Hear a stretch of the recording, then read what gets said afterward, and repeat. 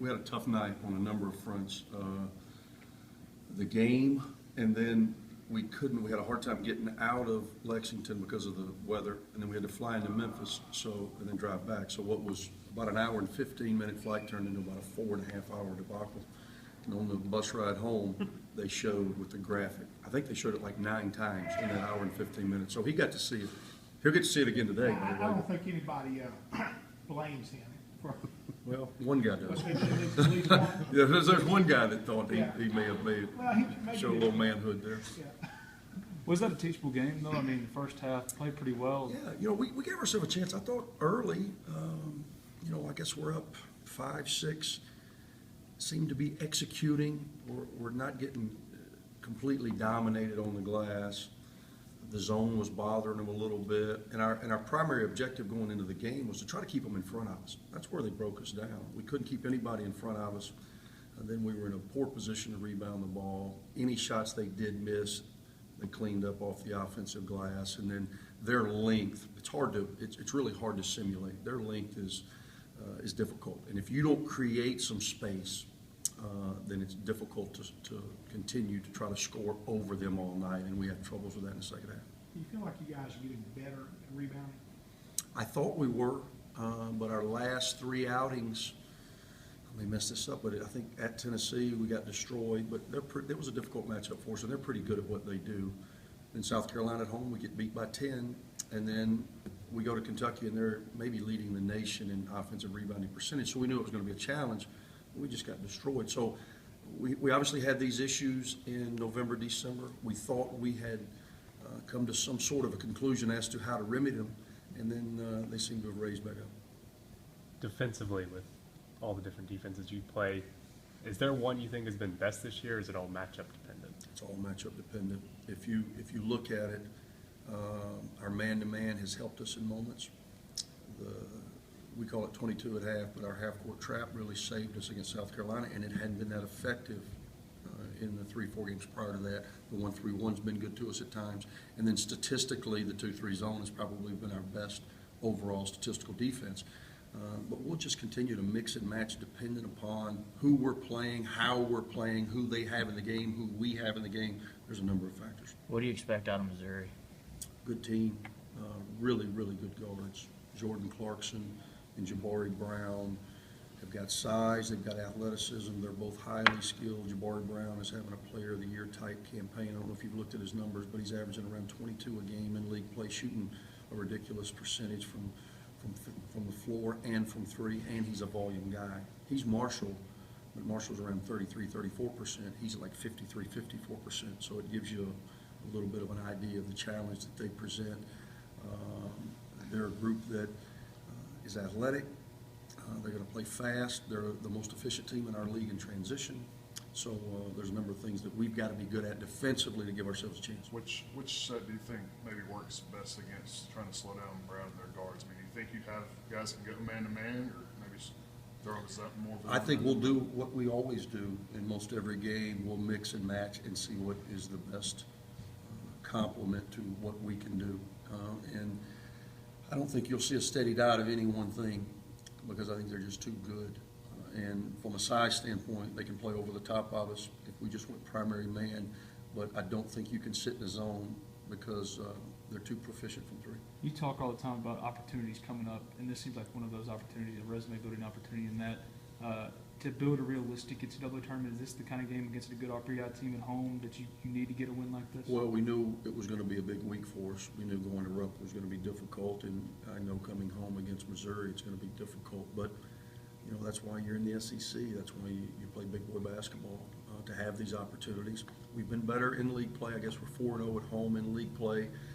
We've got to continue that trend if we have any hopes of playing meaningful basketball once we get into the postseason.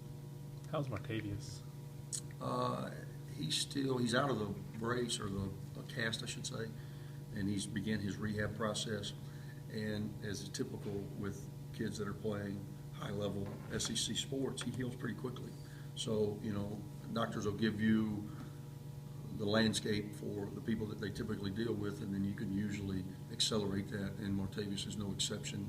Our anticipation is that if he continues to progress the way he has once rehabilitation has started, hopefully we can have him back sooner rather than later. Because he's a big void. I mean, I think you guys have seen it. Missing him, he's some toughness, comes up with loose balls, gives us a matchup on the perimeter defensively that we miss. Tennessee went to Vanderbilt, lost yesterday. I mean, you see how difficult it is. You know better than any of us how difficult it is to win on the road. Do you get, I don't know, irritated is the right word when people start talking about maybe the SEC is a two-team, a two-bid league?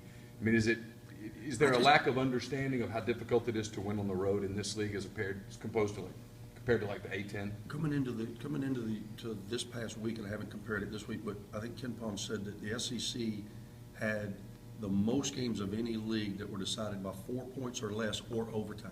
So it shows you how it's a pretty balanced league.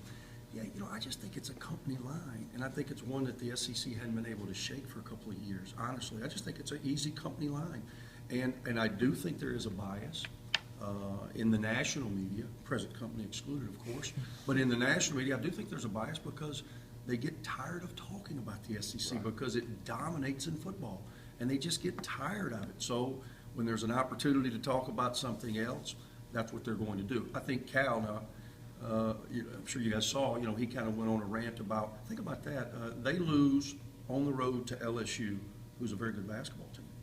And in a competitive game, I think they lost 5 or 6 points. And then they go and they win at Missouri. Now, Missouri has beaten West Virginia, Northwestern, at NC State, UCLA. So I'm not sure Missouri had lost a home game, maybe other than an SEC game. I know they hadn't lost a non-league home game. I think Georgia upset them in there in the SEC opener. But Kentucky goes in there and wins and still drops 7 spots in the poll. It's just kind of crazy, the mindset. I think our league, it'll start shaking out here in the next 2 or 3 weeks. You'll start seeing the pretenders from the contenders, and that'll be the case in any league. You know, the Big Ten obviously has done a job like everybody does of eating their own. You know, you've got teams that were undefeated before league play and they lose 3, 4, 5 in a row. It happens at this time of year. I don't get too caught up in that with my group because I just think we've got to find a way to get better. Let's get better. Let's improve. I told you this before, I can't be a big picture thinker with this group. Right. It's not productive. So for us, it's about getting better. Let's figure out, okay, what did we do right for about 15, 16, 18, 20 minutes against Kentucky?